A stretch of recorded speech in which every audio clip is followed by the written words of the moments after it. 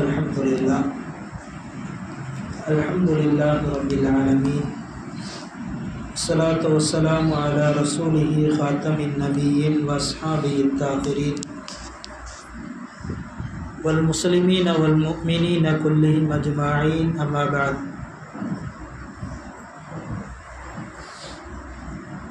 அல்லாஹ்வுடைய மாபெரும் கிருபையால் புனிதம் நிறைந்த இந்த ரமலான் மாதத்திலே முதல் நோன்பை வைத்துவிட்டு அல்லாஹுவுக்கு பிடித்தமான தராவி தொழுகையையும் 2 தராவிகளை நிறைவு செய்து அமர்ந்திருக்கிறோம். அல்ஹம்துலில்லாஹ். கண்ணியமிக்க தாய்மார்களே, ஹஸரத்னா இப்ராஹிம் அலைஹிஸ்ஸலாம்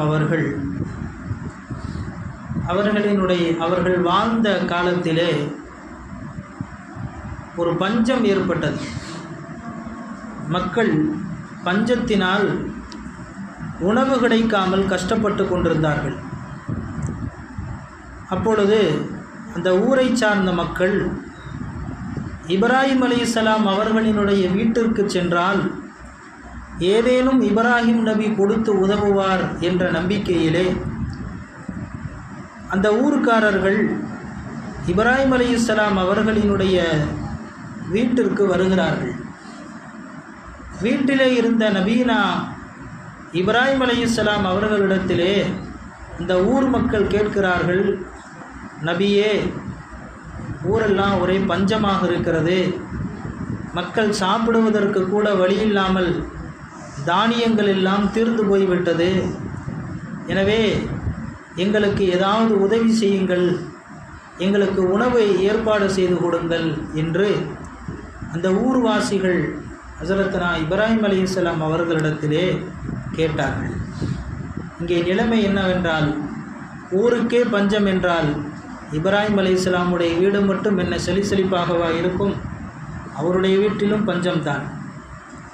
இருந்தாலும் இப்ராஹிம் அலைஹிஸ்ஸலாம் எல்லாருக்கும் கொடுத்து பழகியவர்கள், யாரிடத்திலும் வாங்கிய பழக்கம் கிடையாது.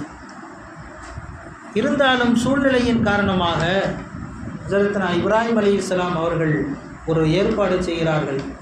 அந்த ஊரிலே இருந்த சில இளைஞர்களை கூப்பிட்டு, இந்த மாதிரி பக்கத்தில் இருக்கக்கூடிய நகரத்தில் டவுனில் எனக்கு தெரிந்த ஒரு நண்பர் இருக்கிறார், அவரிடத்திலே நீங்கள் சென்று நான் கேட்டதாக நீங்கள் உணவு தானியங்களை வாங்கி கொண்டு வாருங்கள் என்று சில இளைஞர்களை இப்ராஹிம் அலைஹிஸ்ஸலாம் ஏற்பாடு செய்து அனுப்பிவிடுகிறார்கள். அந்த இளைஞர்கள் கிளம்பும் போதே வெறும் கோணி சாக்கு எடுத்துகிட்டு ஊரிலிருந்து கிளம்புனாங்க. நகரத்திற்கு போனார்கள். இப்ராஹிம் அலைஹிஸ்ஸலாம் எந்த நபரை சந்திக்க சொன்னாரோ அந்த நபரை சந்தித்து, இந்த மாதிரி கிராமத்தில் இருக்கக்கூடிய உங்களுடைய நண்பர் இப்ராஹிம் அலைஹிஸ்ஸலாம் ஊருக்காரர்கள் பட்டினியாக இருக்கிறார்கள், அவர்கள் உணவு தேடி வந்தார்கள், எனவே உங்கள்கிட்ட இருந்தால் அவங்க வாங்கி கொண்டு வர சொன்னாங்க என்ற விஷயத்தை அந்த நண்பரிடத்திலே வந்த இளைஞர்கள் சொன்ன பொழுது அந்த நண்பர் சொல்கிறார், எல்லா பக்கமும் பஞ்சம்னா என் வீட்லேயும் பஞ்சம் தானே, வேணால் ஒன்று செய்யலாம், இப்ராஹிம் அலைஹிஸ்ஸலாமுடைய குடும்பத்துக்கு வேணும்னா நான் தானியம் தர்றேன், ஊர் மக்கள் எல்லோருக்கும் கொடுக்கக்கூடிய அளவுக்கு என்ற தானியங்கள் இல்லை, அந்த அளவுக்கு உணவு எங்கள் வீட்லேயும் இல்லை என்று அந்த நண்பர் சொல்கிறார். வந்த இளைஞர்கள் ஏமாற்றத்தோடு அவருடைய வீட்டில் இருந்து நகர்ந்து வெளியே வருகிறார்கள். ஊரினுடைய எல்லைக்கு வந்துட்டாங்க. அப்போ இளைஞர்கள் பேசிக்கிட்டாங்களாம், வெறும் பையோட ஊருக்குள்ளே போனால் ஊர் மக்கள் பார்த்து தவித்து போய் விடுவார்கள், ஏமாந்து போயிடுவாங்க, விஷயத்தை நம்ம ரகசியமாக இப்ராஹிம் அலைஹிஸ்ஸலாம்கிட்ட சொல்லிக்கலாம், எனவே இந்த பையில் மண்ணை நிரப்பி கொண்டு போகலாம், வெறும் பையை எடுத்துகிட்டு போனால் என்ன வெறுங்கையோடு போனாங்க, வெறுங்கையோடு வர்றாங்களே அப்படின்னு மக்கள் ரொம்ப கஷ்டப்படுவாங்க. அதனால் மக்கள்கிட்ட விஷயத்தை சொல்ல வேணாம், நம்ம இப்ராஹிம் அலைஹிஸ்ஸலாம்கிட்ட மட்டும் சொல்லிடுவோம், இப்போதைக்கு இந்த கொண்டு வந்த பையில் மண்ணை நிரப்பி கொண்டு போவோம், பார்க்குறவங்களுக்கு நிறைய தானியம் வாங்கிட்டு வந்துட்டாங்க அப்படின்னு மக்கள் கொஞ்சம் நிம்மதியாக இருப்பாங்க அப்படின்னு அவங்களுக்குள்ளேயே பேசினாங்க. பேசி முடிவு செய்ததற்கு பின்னால் அவர்கள் கொண்டு வந்த அந்த பையிலே மண்ணை நிரப்பி ஹஸரத்னா இப்ராஹிம் அலைஹிஸ்ஸலாம் அவர்களினுடைய வீட்டிற்கு கொண்டு செல்கிறாங்க. உள்ளே போகிறாங்க. இப்ராஹிம் அலைஹிஸ்ஸலாம் அவர்களினுடைய மனைவியார் சாரா அம்மையார் அவர்கள் ஒரு பக்கம் பசியின் மயக்கத்தினால் அவர்கள் அப்படியே படுத்து தூங்கிட்டு இருக்காங்க. உள்ளே போனவங்க அந்த சாக்கு மூட்டையை வச்சுட்டு இப்ராஹிம் அலைஹிஸ்ஸலாம் அவர்களிடத்திலே போய் சொல்லுகிறார்கள், இந்த மாதிரி விஷயம் நீங்கள் யார்கிட்ட சொன்னீங்களோ அவங்கள்ட்டையும் தானியம் இல்லை, எனவே வெறும்பையோடு கொண்டு வந்தால் மக்கள் சங்கடப்படுவாங்கன்னு சொல்லிட்டு மண்ணை நிரப்பி நாங்கள் கொண்டு வந்து வைத்திருக்கிறோம், இதற்கு மேல் நீங்கள் மக்களை ஏதாவது சமாதானப்படுத்திக்கிங்க என்று அந்த இளைஞர்கள் சொல்லிவிட்டு சென்று விடுகிறார். இப்ராஹிம் நபிக்கு மிகுந்த வருத்தம். நம்மை நம்பி இந்த ஊர்வாசிகள் வந்து விட்டார்களே, நாம் ஏதாவது உதவி செய்வோம் என்ற நோக்கில்தானே அவர்கள் நம்முடைய வீட்டின் படியேறு வந்து நம்மிடத்திலே உதவி கேட்டு இருக்கிறார்கள், நம்மால் இவர்களுக்கு எதுவுமே கொடுக்க முடியாமல் போய்விட்டதே என்ற வருத்தத்திலே இப்ராஹிம் அலைஹிஸ்ஸலாம் அவர்கள் அப்படியே அழுது அப்படியே தூங்கிடுறாங்க. இப்ராஹிம் அலைஹிஸ்ஸலாம் கொஞ்ச நேரம் பார்த்தா சமைக்கக்கூடிய வாசம் வருது, சாப்பாடு வாசம். இப்ராஹிம் அலைஹிஸ்ஸலாம் கண் விழிக்கிறாங்க. போனால் சாராமையை சமைச்சிக்கிட்டு இருக்காங்க உணவு. இப்ராஹிம் அலைஹிஸ்ஸலாம் கேட்டாங்க, என்ன நம்ம சமைச்சிக்கிட்டு இருக்கீங்களே, உணவு கிடச்சிருச்சா, தானியம் கிடச்சிருச்சா?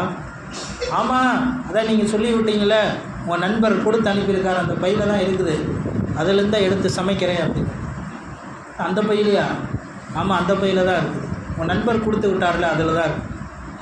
இப்போ தான் இப்ராஹிம் அலைஹிஸ்ஸலாம் விலகி கொண்டார்கள். நண்பர் கொடுத்தார் என்றால் அந்த நண்பர் கொடுக்கல, இப்ராஹிம் அலைஹிஸ்ஸலாமுடைய உற்ற தோழனாக அல்லாஹ் அந்த மணல் மூட்டையை தானிய மூட்டையாக மாற்றி இப்ராஹிம் அலைஹிஸ்ஸலாம் அவர்கள் அந்த கவலைப்பட்டதால், மக்களுக்கு எதுவுமே கொடுக்க முடியவில்லையே என்று கவலைப்பட்டதால் நபிக்காக இப்ராஹிம் அலைஹிஸ்ஸலாம் அவர்களுக்காக அந்த மணல் மூட்டையையே அல்லாஹு தாலா தானிய மூட்டையை ஆக்கி கொடுத்தான்.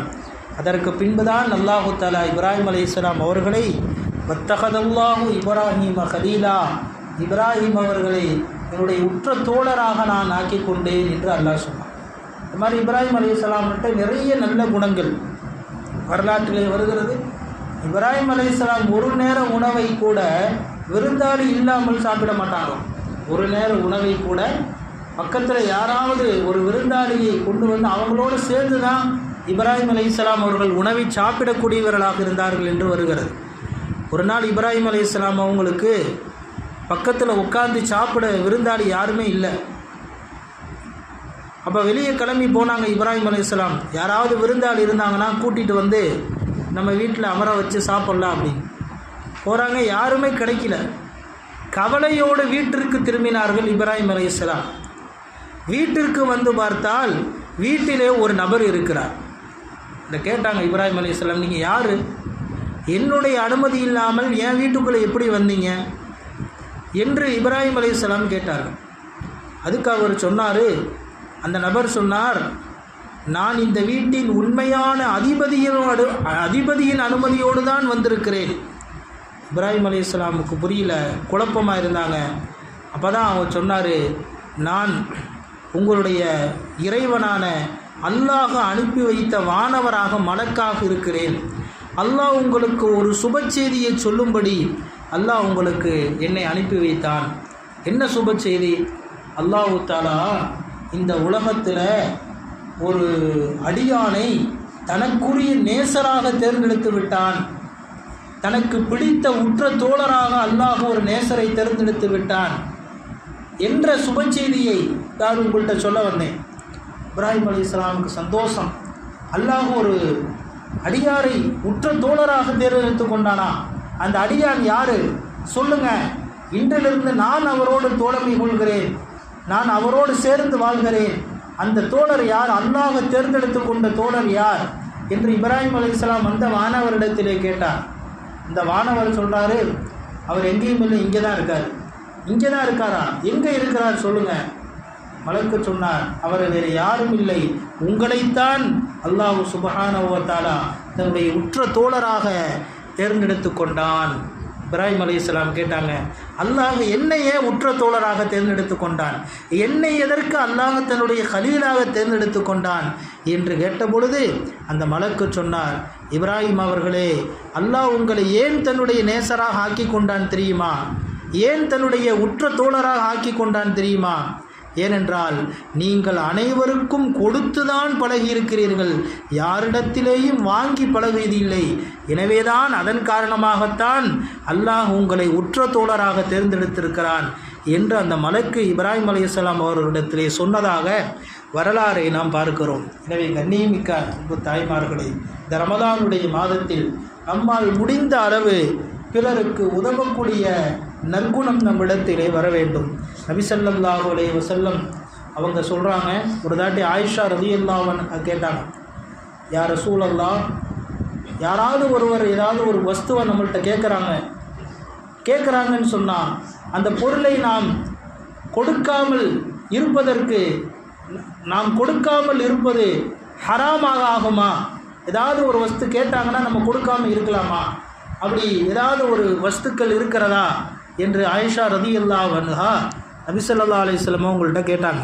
இப்போ ரசூலுல்லாஹ் சொன்னாங்க, மக்கள் 3 பொருளை உங்கள்கிட்ட கேட்டால் நீங்கள் கொடுக்காமல் இருக்கக்கூடாது, கண்டிப்பாக கொடுத்துடணும். அந்த 3 பொருள் என்ன?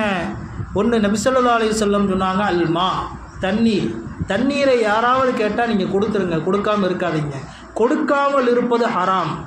2வது ரசூலுல்லாஹ் சொன்னாங்க உப்பு, 3வது நெருப்பு. இந்த 3 பொருள்கள் யாராவது உங்கள்கிட்ட கேட்டால் நீங்கள் கண்டிப்பாக கொடுத்துருங்க, கொடுக்காமல் இருக்கிறது ஹராம் என்று நபி ஸல்லல்லாஹு அலைஹி வஸல்லம் சொன்னாங்க.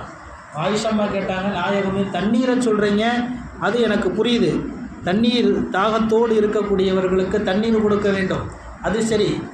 உப்பு கொடுக்க வேண்டும் என்று சொல்கிறீர்கள், நெருப்பு கொடுக்க வேண்டும் என்று சொல்கிறீர்களே, அதில் என்ன ஒரு விஷயம் இருக்கிறது என்று ஆயிஷா கேட்டபோது நபி ஸல்லல்லாஹு அலைஹி வஸல்லம் சொன்னாங்க, உப்பு ஏன் கொடுக்கணும்னா, இப்போ யாராவது உப்பில்லை கொஞ்சம் கொடுங்க என்று கேட்டு நீங்கள் சிறிதளவு உப்பை நீங்கள் கொடுத்தீர்கள் என்றால் அந்த உப்பு எந்தெந்த உணவுகளெல்லாம் போய் கலக்கிறதோ அந்த உணவை யாரெல்லாம் சாப்பிடுகிறார்களோ அவர்களுக்கு அந்த உணவு முழுவதையும் நீங்கள் தர்மம் செய்த நன்மை அல்லாஹ் தருகிறான். அதே மாதிரி ஒரு நெருப்பு, சிறிதளவு ஒரு நெருப்பை நீங்கள் தருகிறீர்கள் என்றால் அந்த நெருப்பின் மூலமாக எத்தனை உணவு சமைக்கப்படுகிறதோ அந்த உணவை அனைத்தையும் நீங்கள் தர்மம் செய்த நன்மையை அல்லாஹ் உங்களுக்கு தருகிறான். அதே மாதிரி தான் தண்ணீரும் அப்படித்தான். நபி ஸல்லல்லாஹு அலைஹி வஸல்லம் அவர்கள் சின்ன விஷயத்தில் கூட மற்றவர்களுக்கு உதவக்கூடிய நற்குணத்தை நமக்கு சொல்லி தந்தார்கள். எனவே இந்த கண்ணியமான ரமதானுடைய மாதத்திலே நம்மால் முடிந்த அளவுக்கு பிறருக்கு உதவி செய்யக்கூடிய பாக்கியத்தை அல்லாஹ் நமக்கு தந்தருள் புரிவானாக. வாஹிரு தாவானா அல்ஹம்துலில்லாஹி ரப்பில் ஆலமீன்.